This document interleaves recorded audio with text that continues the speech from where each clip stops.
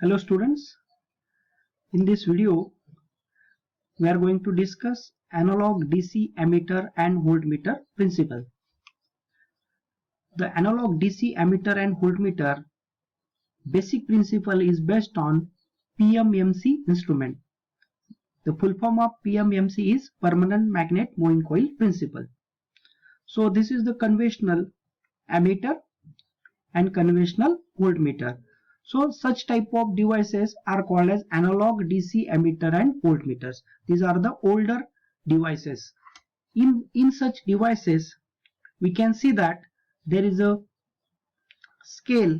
On that scale, the current range is mentioned and the pointer that deflects shows the current value of the measured signal.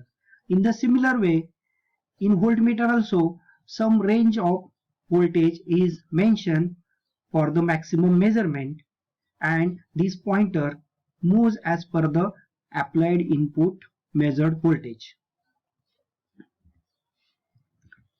What is voltmeter?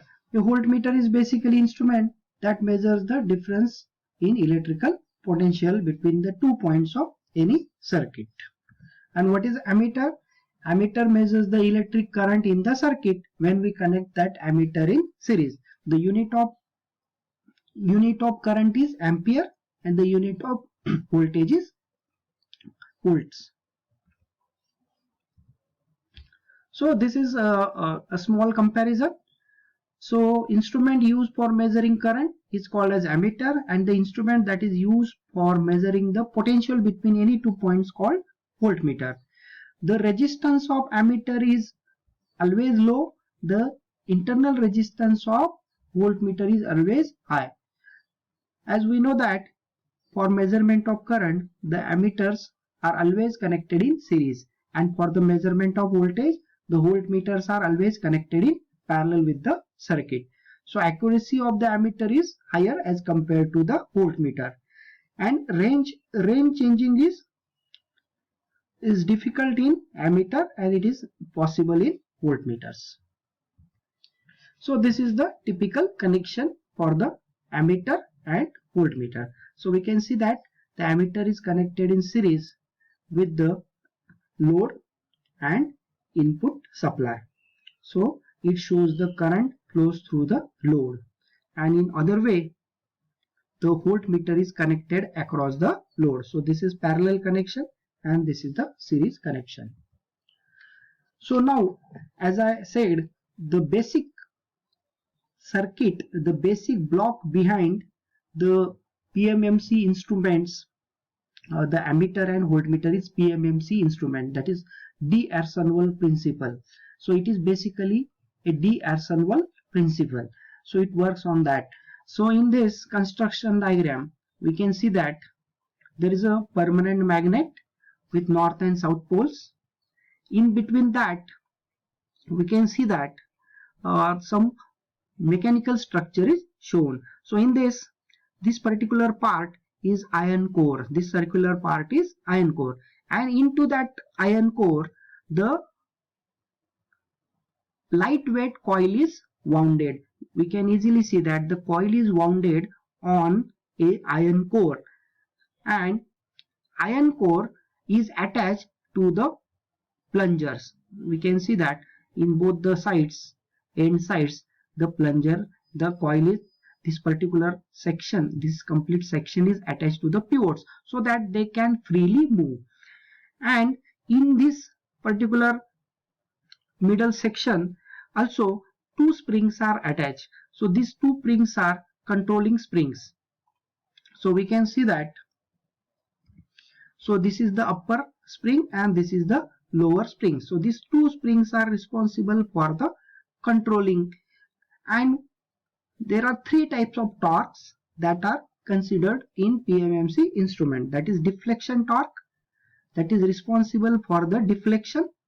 Then there is a controlling torque due to the spring, and there is a damping torque for the stabilization of the pointer.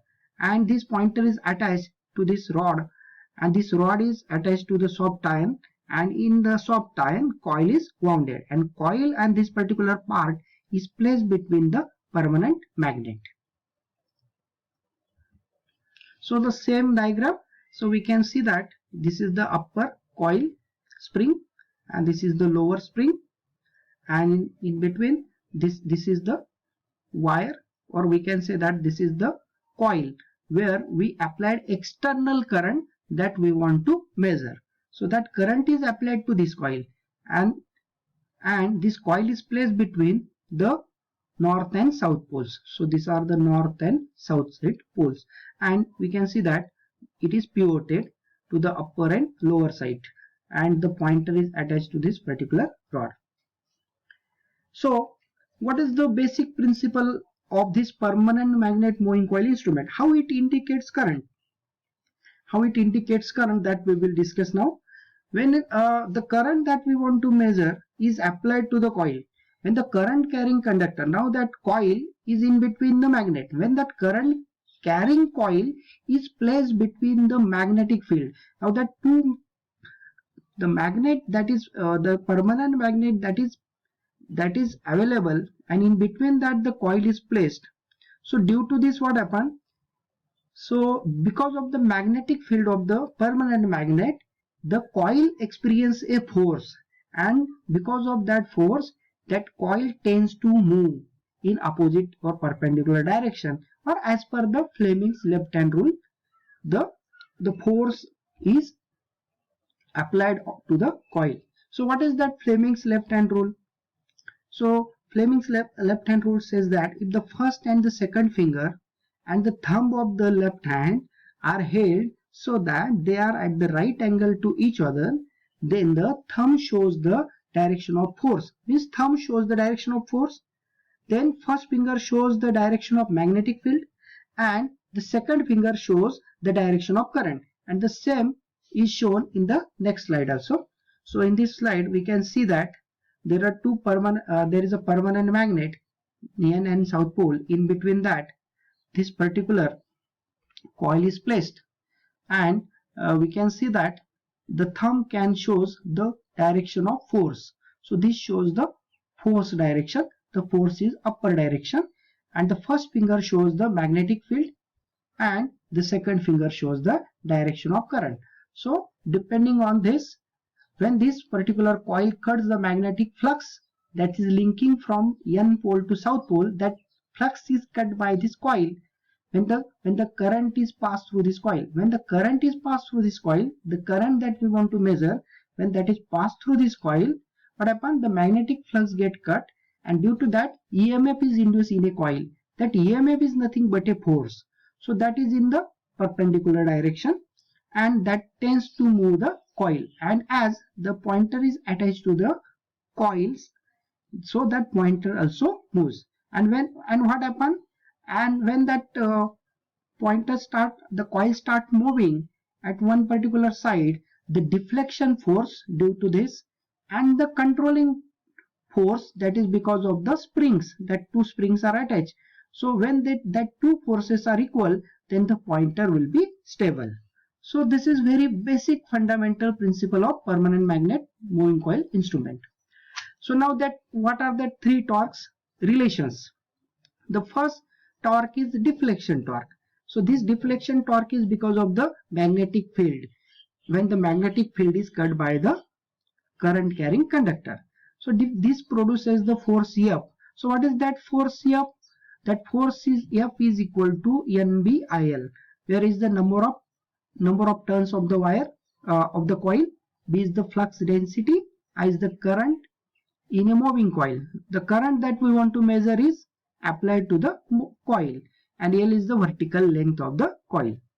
So we can say that there are two types of two directions of the torque. One is the left side torque, that is called TL, and that left side, and another is right side torque. This left and right side torque is actually theoretically the deflection torque. The total torque is actually the left side torque plus the right side torque. So what is left side and right side torque? So is equal to actually the multiplication of force with the distance to the point of suspension. So this distance to the suspension is get multiplied with the basic force, so that become the left and the right side torque. And when we have the complete total torque, that is deflection torque TD. So that is equal to NBILD or simply NBIA. So where A is the effective area. So in other ways, if we consider the constants combinedly, if we written as a G, so TD is equal to G into I, where G is constant. So that is equal to NBLD. The second type of torque is controlling torque, that is due to two springs. This controlling torque is in opposite direction, that oppose the deflection torque. And when both the torques are equal, that is called as steady state condition. So what is controlling torque? So controlling torque is given by Tc, and that is equal to some constant into theta, where theta is deflection angle in radians and c is the spring constant, that is Newton meter per radian. Now the third condition, when both the torques are equal, that is called as steady state conditions. For that steady state condition, controlling torque is equal to deflection torque. So Tc is equal to Td. So C multiplied by theta is equal to G multiplied by current. So this constant get cancelled. So we can say that theta is directly proportional to current. So means deflection of the pointer is directly proportional to the current. So this is very fundamental principle of permanent magnet moving coil instrument. And the third torque is called as damping torque. So this damping torque try to stabilize the pointer in a fixed position. So this is already we seen. Now there are different applications of this permanent magnet moving coil. We require to discuss two applications: PMMC instrument as an ammeter and PMMC instrument as a voltmeter. Along with that, it can be also used as a galvanometer, or it can be also used as a ohm meter. So advantages: the PMMC consumes less power. The less power consumption is great, and its great accuracy is the main advantage. It has a uniform divided scale and can cover arc up to 70 degrees. The PMMC has a high torque to weight ratio. It can be modified as ammeter, voltmeter, galvanometer, ohm meter. It has a sufficient damping characteristics and not affected by any external stray magnetic field. It produces no losses due to hysteresis. These are the advantages. And some disadvantages: the moving coil instrument can only be used on DC supply. It cannot be used for AC supply. So it can't measure AC voltage or current. It's costly as compared to moving coil or moving iron instruments. So there is another type of instrument called as moving iron instrument, MI instrument. There are two types, PMMC and MI. So we have only PMMC instruments. So this is the basic principle we have discussed about the PMMC instrument. I hope that you have understand the basic principle as well as some of the related equations of PMMC instrument. Based on that, now in next we will discuss the PMMC instrument as a ammeter and PMMC instrument as a voltmeter. Thank you.